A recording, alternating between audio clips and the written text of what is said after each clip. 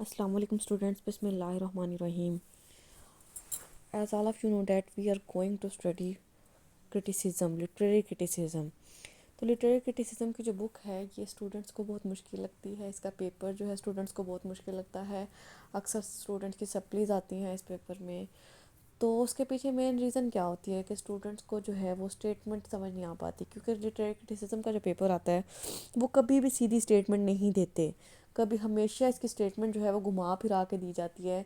तो वो स्टूडेंट क्या करते हैं, पेपर को देख के डर जाते हैं, या तो पेपर ही को खाली छोड़ के आ जाते हैं या फिर वो उस स्टेटमेंट के मुताबिक उसको लिख नहीं पाते। लिटरेरी क्रिटिसिज्म के पेपर में आपने सब क्वेश्चंस का जो हम इंपॉर्टेंट क्वेश्चंस करते हैं ना उनका ही कॉम्बो करके लिखना होता है, उन्हीं को मिक्सअप करके लिखना होता है।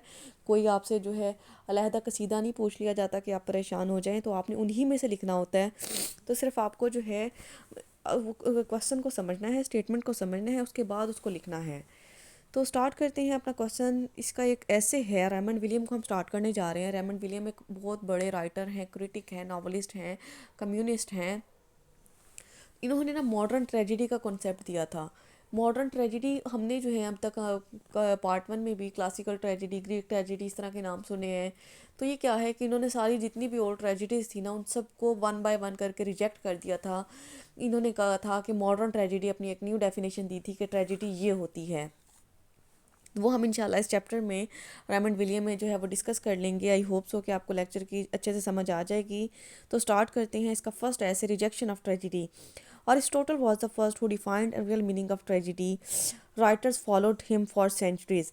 अब अरिस्टोटल जो था ना, हमें पता है कि वो पहला ऐसा राइटर था जिसके बारे में ये कहा जाता है कि उसने ट्रेजिडी का असल मीनिंग बताया था। अरिस्टोटल की जो ट्रेजिडी की डेफिनेशन है, जो ग्रीक ट्रेजिडी की डेफिनेशन है, हम सबको पता है।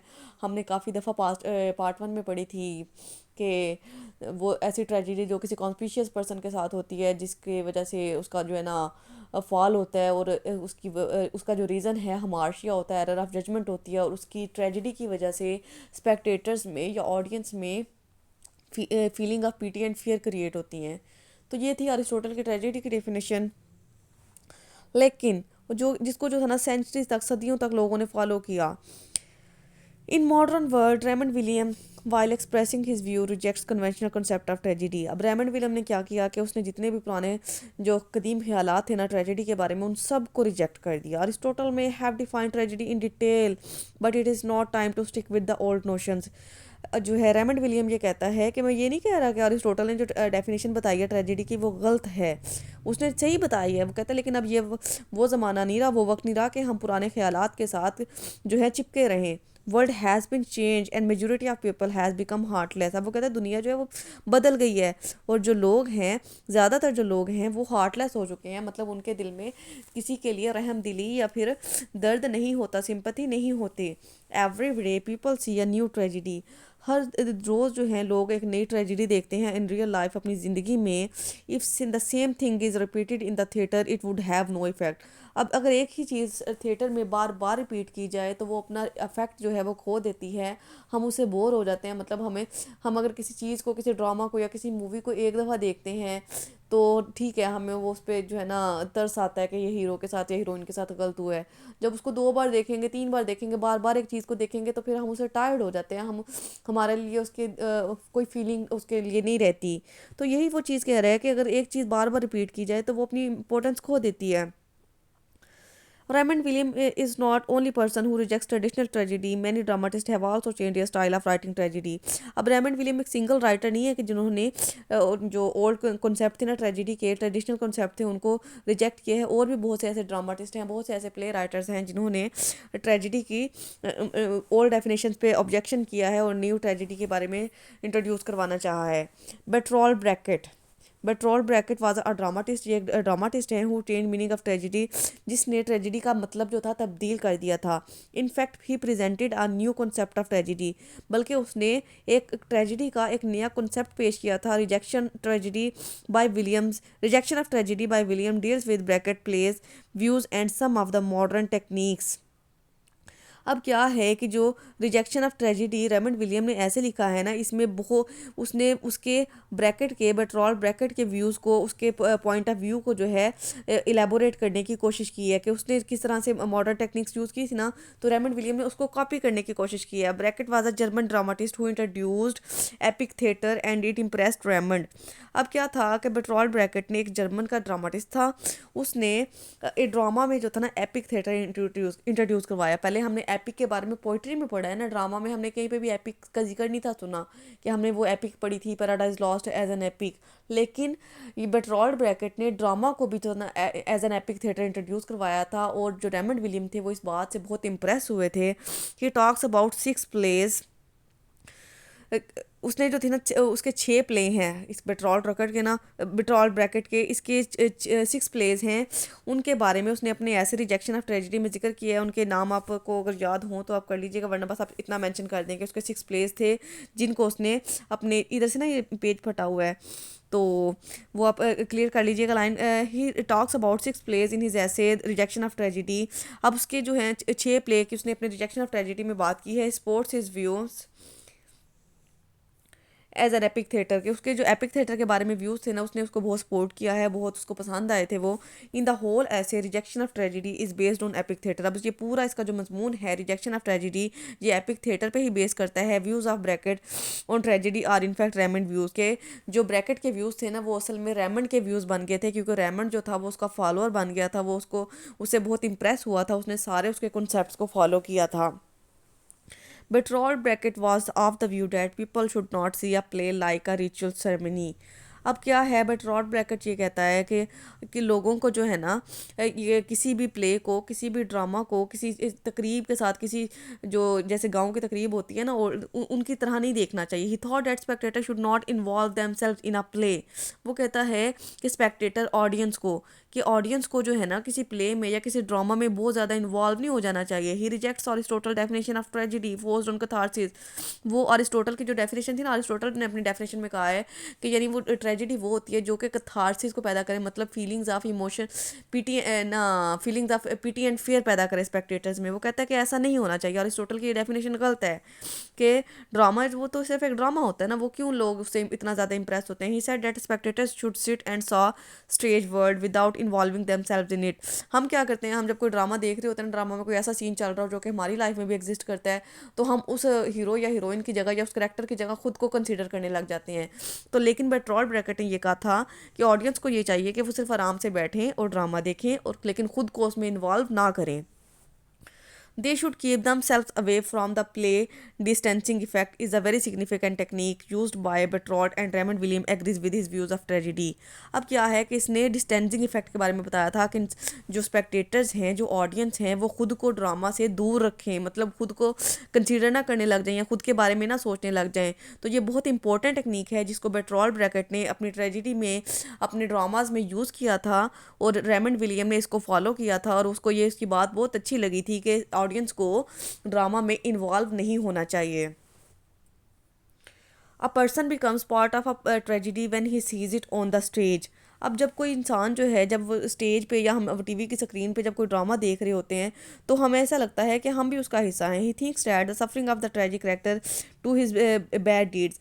और हम ये सोचने लगते हैं कि उसके साथ जो भी बुरा हो रहा है ना, वो उसके बुरे अमाल की वजह से हो रहा है। Brecht raise objection on this point. अब ब्रैकेट कहता है कि उसने इस बात पे एतराज़ उठा दिया। He thinks a person is mixture of बहुत good and bad.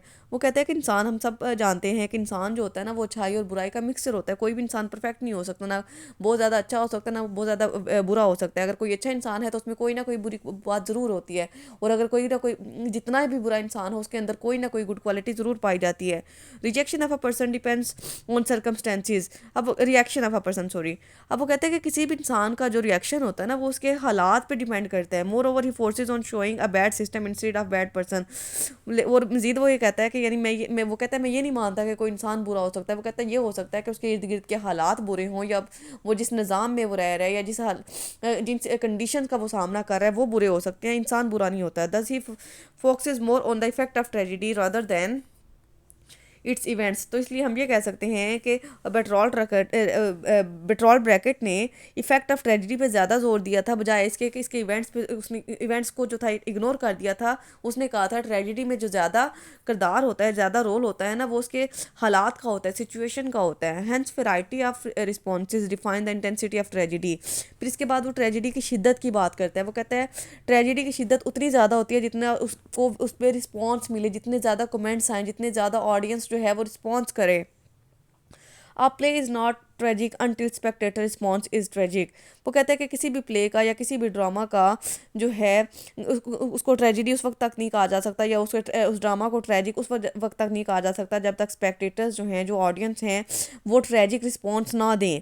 Spectator should become critics जज the play and then give response. वो कहता है कि जब कोई ड्रामा देख रही हो ना ऑडियंस, उसको चाहिए कि वो क्रिटिक बन जाए, मतलब क्रिटिसाइज करने लग जाए, तंज करने लग जाए, हर चीज़ को जो है एनालाइज करे, उस पर जज करे, वो जज बन के जो है ना वो अंदाज़ा करे उस प्ले के बारे में और अपना कमेंट दे, अपना response they. He thinks that the repetition of suffering in every play and the sense of sympathy. फिर वो कहता है कि यानी एक ही बात प्ले में जो है, हर प्ले में बार बार एक ही बात की जाए, बार बार एक ही वो सीन दोहराया जाए कि यानी जैसे ड्रामास में होता ना कि एंड पे कभी हीरो मर गया, कभी हीरोइन मर गई, इस तरह से जब एक ही चीज़ बार बार वो कहते हैं दोहराई जाती है ना, तो फिर उसमें हमदर्दी नहीं रहती। लोग जो है उसके उनके लिए हमदर्दी महसूस नहीं करते। Scientifically and psychologically if a person faces same incident again and again then he becomes addicted to it. कि अगर साइंस के हिसाब से भी देखा जाए और साइकोलॉजी के हिसाब से भी देखा जाए, तो अगर एक इंसान की ज़िंदगी में एक हादसा बार बार होता है, बार बार होता है, तो फिर वो उसके लिए इतना असर नहीं रखता, वो उस चीज़ का आदी हो जाता है। The suffering first time will effect and obtain sympathy. मतलब अगर उसके किसी बंदे के साथ जो है फर्स्ट टाइम कोई बुरा हादसा हुआ है, सफरिंग हुई है, तो हो सकता है कि उसको जो है ना सबकी हमदर्दी मिले और वो खुद भी जो है ना उससे बहुत ज़्यादा असरअंदाज हो। Second time it will be less effective. और जब लेकिन दूसरे बार उसके साथ ये हादसा होगा तो वो लेस इफेक्टिव हो जाएगा, कम असर रखेगा, but finally it will have no effect. लेकिन बार बार एक ही चीज़ रिपीट होने लग जाएगी तो उसका कोई असर नहीं रहेगा। दस bracket assets that spectators should consider a drama only a drama. इसलिए ब्रैकेट जो है वो इस बात का दावा करता है और अपनी ऑडियंस को तलकीन करता है कि ऑडियंस को जो है, स्पेक्टेटर्स को जो है, एक ड्रामा को सिर्फ एक ड्रामा ही समझना चाहिए। They should understand that it is the imitation of reality. उनको ये बात समझनी चाहिए ये सिर्फ रियलिटी की कॉपी है, मतलब रियलिटी नहीं होती। ड्रामा जो होते हैं, जो फिल्में होती हैं, वो रियलिटी नहीं होती, सिर्फ रियलिटी की कॉपी होती है। उनको देख के हम ये सोच सकते हैं कि ऐसा जो है हमारी लाइफ में भी हो सकता है, एंड नॉट रियलिटी इटसेल्फ, बल्कि वो रियलिटी नहीं होता, सिर्फ रियलिटी की इमिटेशन होता है। Thus it is also that bracket refers in his plays basic purpose of a play is to educate instead of catharsis of pity and fear। अब उसने ये बहुत अच्छी बात की है। वो कहता है कि मैं तो ये कहता हूँ कि प्लेस का मकसद, ड्रामास का मकसद लोगों को एजुकेट करना होना चाहिए, लोगों को तालीम देनी चाहिए, लोग कुछ सबक सीखें, कुछ लर्न करें। वो कहते हैं ये क्या बात हुई कि कैथारसिस हो, लोगों में खौफ पैदा हो या फिर तरस पैदा हो, ये इससे तो कोई फ़ायदा नहीं हासिल होता। लेकिन अगर कुछ लोग सीखते हैं तो फिर तो वो ड्रामास बड़े बेनिफिशियल हैं। It is the noblest function that we have found for theatre. तो ये कोटेशन बहुत अहम है कि यानी सबसे अहम इससे अच्छी बात कौन सी हो सकती है कि यानी कोई ड्रामा देख के या कोई प्ले देख के या कोई फिल्म देख के हम लोग जो हैं कोई अच्छी बात सीख लेते हैं, कोई ऐसा सबक सीख लेते हैं जो कि पूरी लाइफ में हमारे काम आ सकता है। In this regard a dramatist can use reversal techniques. Stage is not bound to show nobility only to promote morality।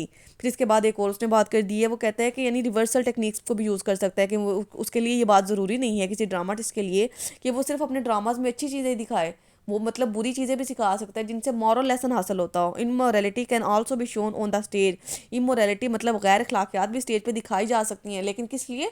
Moral lesson देने के लिए। When people see immorality they will think about their own immoral attitudes.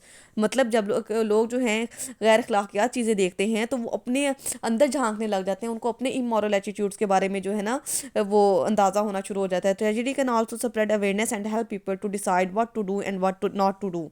तो वो कहता है tragedy जो होती है ना वो लोगों की इस चीज़ में बड़ी आगाही पैदा करती है, बहुत मदद करती है कि लोग इस बारे में जान सकें कि उनको क्या करना चाहिए और क्या नहीं करना चाहिए। तो कंक्लूजन करते हैं, to cut the long discussion Raymond William expand the very idea of Brecht. अब क्या है कि हम जो है कंक्लूजन में ये कह सकते हैं कि रेमंड विलियम ने दो बेटरॉल ब्रैकेट के जो आइडियाज़ थे, उसके जो कॉन्सेप्ट थे, उसके व्यूज़ थे ना, उनको इलेबोरेट किया है अपनी ट्रेजिडी में, अपने ऐसे में इनको यूज़ किया है। ही रिजेक्ट्स कन्वेंशनल ट्रेजिडी, उसने जो ट्रेजिडी के बारे में कदीम ख्यालात थे उनको रिजेक्ट कर दिया था। दिस ऐसे and play of bracket rejects conventional tragedy and provide a new definition of tragedy. तो इसका जो ऐसे है ये ब्रैकेट के व्यूज़ को फॉलो करता है, और ब्रैकेट ने भी और इसने भी कन्वेंशनल ट्रेजिडी को रिजेक्ट किया है और डेफिनेशन ट्रेजिडी की एक न्यू डेफिनेशन प्रोवाइड की है। Raymond William also quotes examples and views from Brecht's plays and uses them as an evidence of rejection of tragedy. अब क्या है कि रेमंड विलियम ने ब्रैकेट्स के जो ड्रामास को, उसके व्यूज़ को, उसकी मिसालों को जो है ना अपनी रिजेक्शन ऑफ ट्रेजिडी में इस्तेमाल किया है। आई होप सो कि आपको बहुत अच्छे से समझ आ गया। कोई भी कन्फ्यूजन हो तो आप मुझसे पूछ सकते हैं। अल्लाह हाफिज़।